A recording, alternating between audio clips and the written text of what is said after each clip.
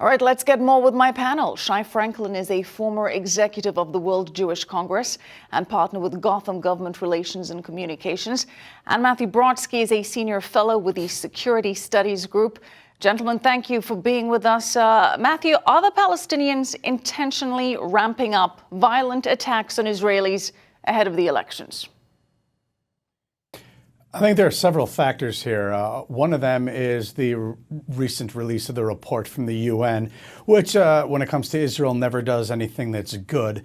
This kind of brings out more Palestinians to protest because it singled out Israel as it normally does. And again, they're going to be holding another meeting on March 18th at the UN Human Rights Council. This will again be an assault on Israel, and this will be followed on March 30th by Palestinian Land Day, which will be the one-year anniversary of these so-called March of Returns, which is really what has been the overall umbrella of the protest terror attacks that Hamas has been instructing. So this is probably going to be a well-timed uptick in violence to coincide with the election. But at the same time, I would be surprised if Hamas is actually looking to get into a far larger conflict militarily with Israel at the moment, because they've been working presently with certain rules of engagement with Netanyahu to avoid that kind of major escalation.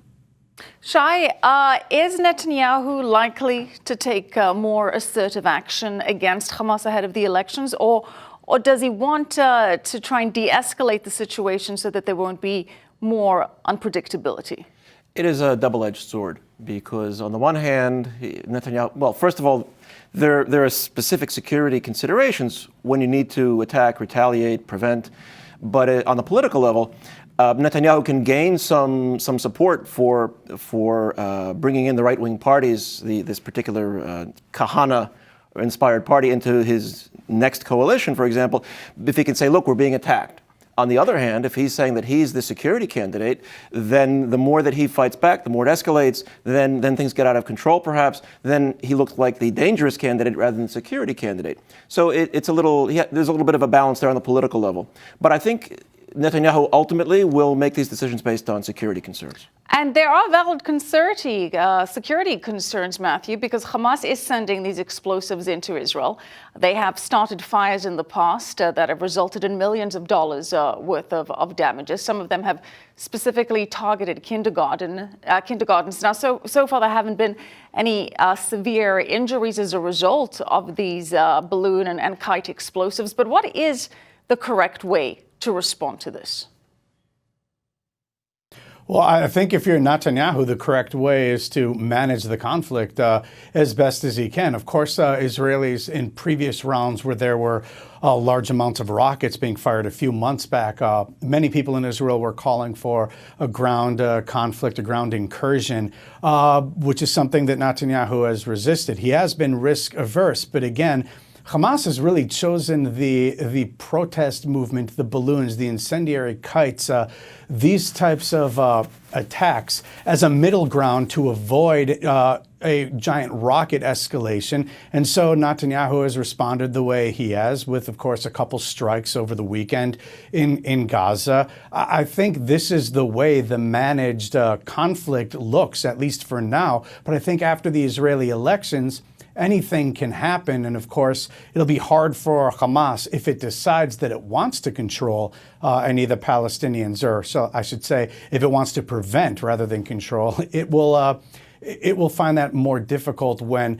UN reports continually contribute to an atmosphere that just singles out Israel and provides more rhetorical ammunition. Well, Matthew, you're touching on a number of issues, of course, that United Nations report receiving widespread condemnation from the United States as well as from Israel. Shai, what is Gantz's position on all of this? Because Netanyahu is positioning himself as the best person to be in charge of Israel's security. Gantz hasn't been that vocal about many of his policies. Do we know how he would react in a scenario like this? You know how he would react if he were prime minister? If he were prime minister. Well, we've seen his record when he was, running the Israeli army along with his colleagues. And in fact, Moshe Ya'alon, who's in this coalition, was in fact also the defense minister. I think they would respond accordingly, try to manage it. I think they might warn the United States government not to put the East Jerusalem consulate under the U.S. Embassy to Israel. By moving the embassy to Israel, there was. Let me put it this way. Well, we will actually bring you back after the break to Okay. talk about moving the embassy to Jerusalem and another development with regards to the consulate there. We will be discussing that after the break. And I'm back with my panel, Shai Franklin, a former executive of the World Jewish Congress and partner with Gotham Government Relations and Communications, and Matthew Brodsky, a senior fellow with the Security Studies Group. Matthew, is this move to close the consulate about efficiency and eliminating redundancy, or is it intentionally done to downgrade the Palestinians, in your opinion? I think it first corrects a historic imbalance in U.S. policy, but it also sends a very important message given the timing. This is somewhat detailed, but it's kind of important. Back in 1949, after the Israeli Independence War, Truman ended up, the administration, recognizing Israel within its expanded borders after the War of Independence, but didn't recognize any part of Jerusalem as being Israeli. That's when the U.S. decided to put its embassy in Tel Aviv. So the U.S. ended up having this consulate to address Palestinians in Jerusalem. So in essence, the United States, up until the Trump administration moved the embassy, was only representing itself, American interests, to Palestinians in the city of Jerusalem and not Israel. So this move right here essentially takes away that consulate as a separate entity dealing on a separate diplomatic channel with the United States and puts it, as it should be, under the U.S. Embassy, which also deals with Israel. The message I think it sends right now is that Palestinians who have been seeking to internationalize the conflict to the greatest extent it can by getting accolades at the UN and elsewhere, this really puts it down in front of them to say, you can try to get these type of trappings of statehood, but the fact is, unless you come to the table, you don't have a state. Shai, do you agree? Is this really about rectifying the wrongs of the past and just about confirming the U.S.'s position that the embassy is now in Jerusalem and will handle all matters from there, Israeli and Palestinians?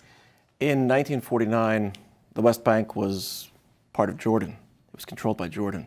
So this wasn't about recognizing. It wasn't changed after 67 either, though. I didn't interrupt you. Let me try to finish my. Go ahead, Shai. Thanks.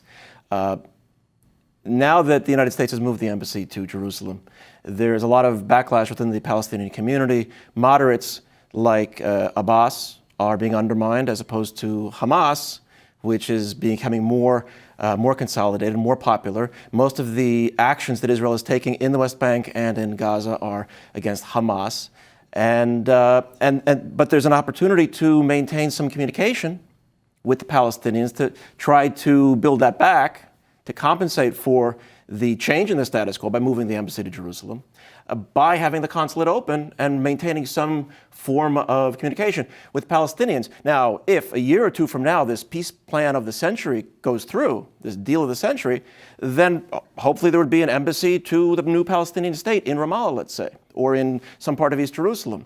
Why not wait a year or two and move this working level consulate when the time is right? Closing it, putting it under the U.S. Embassy to Israel is effectively annexing the West Bank to Israel.